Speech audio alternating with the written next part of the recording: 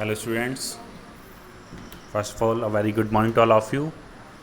Well, as you all know that my name is Santosh Yadav and today I am going to start 8th class's first chapter of SST, which name is the Indian Constitution.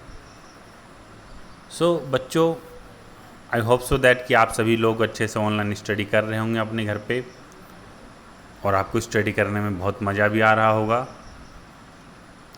अभी तक मैंने बेटा 8th class का कोई chapter start नहीं किया है। सो SST में जैसा कि मैं आपको बताना चाहूँगा एक लिटिल बिट इंट्रोडक्शन कि SST में जो आपकी वो 3 चैप्टर्स हैं, एक हिस्ट्री है, ज्योग्राफी है और उसके बाद सिविक्स है। सो मैं सबसे पहले सिविक्स बेटा स्टार्ट करूँगा यहाँ पे, और सिविक्स में जो है यहाँ पे फर्स्ट चैप्टर है the constitution, the Indian constitution कि भारत का संविधान। बेटा हिंदी में जो कहेंगे इसको क्या कहेंगे भारत का संविधान। तो सबसे पहले आइए हम देखते हैं बेटा, this is a chapter of introduction, chapter of Indian constitution. How does it work and why we need Indian constitution, कि ये इंडियन कॉन्स्टिट्यूशन कैसे वर्क करता है और हमें इस चीज़ की क्यों ज़रूरत पड़ती है। तो पहले चलिए यहाँ पे एक लिटिल बिट स्टोरी पढ़ लेते हैं कि मतलब इसको क्या चीज़ है, ये इंट्रोडक्शन क्या है, फिर उसके बाद आगे पढ़ेंगे। पहले मैं थोड़ा सा बेटा इसको रीड करूँगा और उसके बारे में फिर आपको बताऊँगा हिंदी में।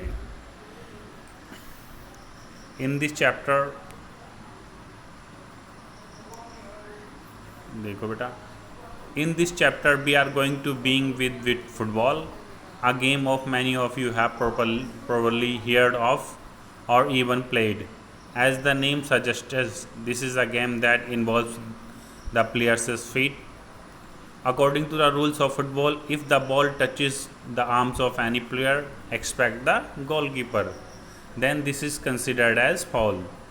So if players start holding the football in their hands and passing it around, they are not playing football anymore. Similarly other games. बेटा इसमें कह रहा है कि जैसे आप में से बहुत सारे बच्चों ने या मोस्टली सभी बच्चों ने फुटबॉल का नाम सुना होगा या हो सकता है फुटबॉल खेला भी हो। तो फुटबॉल के गेम में क्या रूल होते हैं बेटा, हर एक गेम का जिस तरह रूल होता है, फुटबॉल का गेम का रूल होता है कि उसको आपको पैर से खेलना है, अपने फीट से खेलना है। लेकिन जैसे ही कोई जो प्लेयर है अगर उसको हाथ से उठा लेता है, एक्सपेक्ट द गोलकीपर ही केवल अलाउ होता है कि वो बेटा फुटबॉल को हाथ से पकड़े। और इसके अलावा अगर कोई भी प्लेयर जो है फुटबॉल को हाथ से पकड़ लेता है तो वो उस खेल से बाहर हो जाता है या उस खेल को नहीं खेल सकता है। क्यों? क्योंकि बेटा ये गेम का रूल होता है। इसी तरह और भी गेम्स होते हैं सच एज हॉकी और cricket also have rules according to which they are played. और इसी तरह बेटा सभी गेम्स के एक रूल होते हैं जिस तरह से वो खेले जाते हैं। Each of these rules helps define the game and help us distinguish one game from another as these are fundamental of the games. और बेटा ये जो रूल्स होते हैं ये हमें गेम्स को खेलने में आसानी रहते हैं और ये इनकी कुछ फंडामेंटल्स होते हैं, इनके कुछ बेटा राइट्स होते हैं, अधिकार होते हैं कि इस गेम को हम इसी तरह खेलेंगे वरना ये गेम इस गेम से आप आउट हो जाओगे।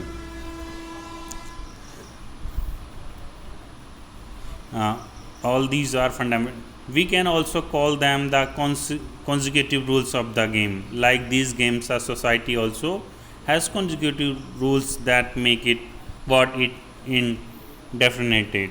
और कहते हैं बेटा कि इस तरह हम इसको इसी तरह हमारी सोसाइटी चलती है। Like these games society have constituted rules. और इसी तरह बेटा हमारे समाज के भी एक रूल्स हैं और इसी तरह जो है हमारा जो समाज चल रहा है, वो जो हमारे नियम चल रहे हैं वो एक नियम पे चलते हैं बेटा। कैसे?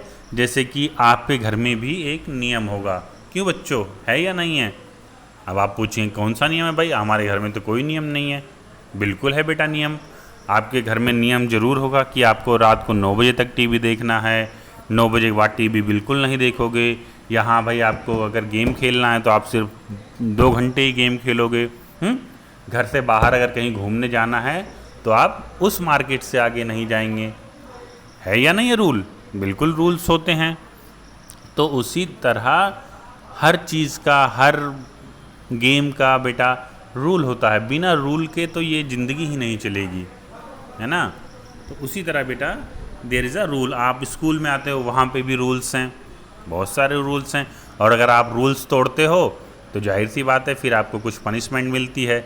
जैसे कि आप गेम खेलते समय अगर आप रूल तोड़ते हो तो गेम से बाहर हो जाते हो, और अगर आप घर में रूल तोड़ते हो, जैसे टीवी देख, आप पापा ने कहा कि 9 बजे तक टीवी देखना है, आपने बंद नहीं किया, डांट पड़ेगी।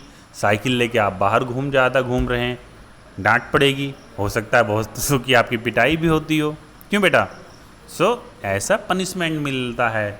इसी तरह हमारा जो लॉ है, उसी तरह हमारा भारत का संविधान है, कॉन्स्टिट्यूशन है, कि बेटा यहाँ का एक लॉ है, नियम है कि हमें उस नियम के अकॉर्डिंग चलना है। आइए पढ़ते हैं क्या है बेटा यहाँ पे।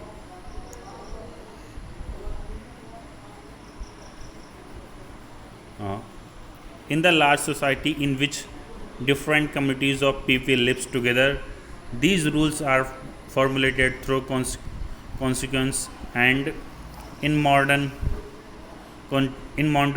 countries in consonance is usually available in written form। और बेटा कहते हैं कि हर एक देश का जो संविधान, हमारे देश में हमारी सोसाइटी में अलग अलग तरीके से लोग रहते हैं, लेकिन उनके सबके लिए एक नियम है, और जो एक संविधान और जो उनके लिए नियम लिखे गए हैं वो एक लिखित रूप से नियम जो है अब लिखित रूप से रिटन में अवेलेबल है। A written document in which we find such rules is called constitution. और जो ये नियम कानून लिखे गए हैं जो जिस बुक में या जिस किताब में, उसको हम बेटा कॉन्स्टिट्यूशन कहते हैं। एक जो रिटन डॉक्यूमेंट है उसको हम कॉन्स्टिट्यूशन कहते हैं, कि जो भी नियम कायदे कानून आपकी एक किताब में लिखे गए हैं उस किताब को हम कॉन्स्टिट्यूशन या संविधान कहा जाता है। इंग्लिश में कॉन्स्टिट्यूशन, हिंदी में संविधान।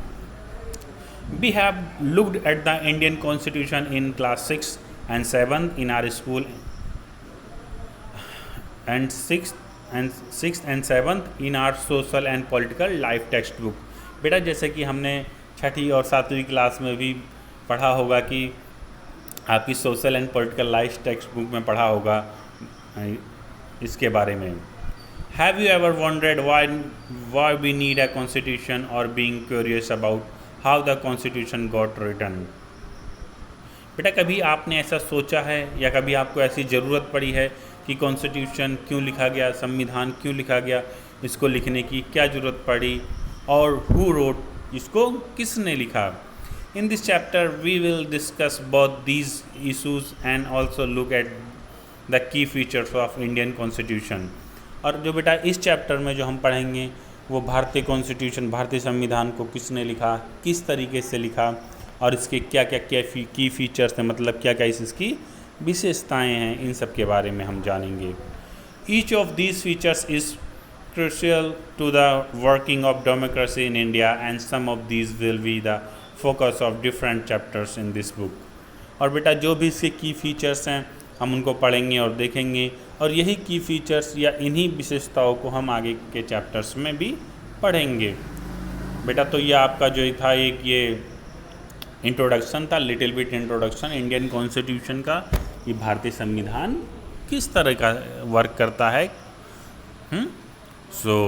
एक नियम, वही मैंने आपको बताया कि एक हर चीज़ का एक नियम होता है, हर चाहे वो गेम हो, उसी तरह हमारे देश को चलाने के बेटा कुछ नियम हैं, कायदे हैं, है ना। जैसे कि आपको रोड पे चलने के लिए अलग से नियम है बेटा। अगर आप नियम को तोड़ते हैं तो क्या होता है, जैसे चोरी करना क्या है, गंदी बात है, गलत बात है ना। तो आप एक नियम, सरकार की नज़र में चोरी करना गलत है बेटा, कॉन्स्टिट्यूशन के खिलाफ है। तो अगर आप चोरी करोगे तो क्या होगी, आपको पुलिस पकड़ के ले जाएगी, सज़ा मिलेगी। तो उसी लिए ये एक नियम बनाए गए हैं ताकि सभी के लिए ये जो नियम हो, ये संविधान हो, ये बराबर हो, और सभी लोग अपनी ज़िंदगी अपनी स्वेच्छा, अपनी इच्छा के अनुसार जी सकें बेटा।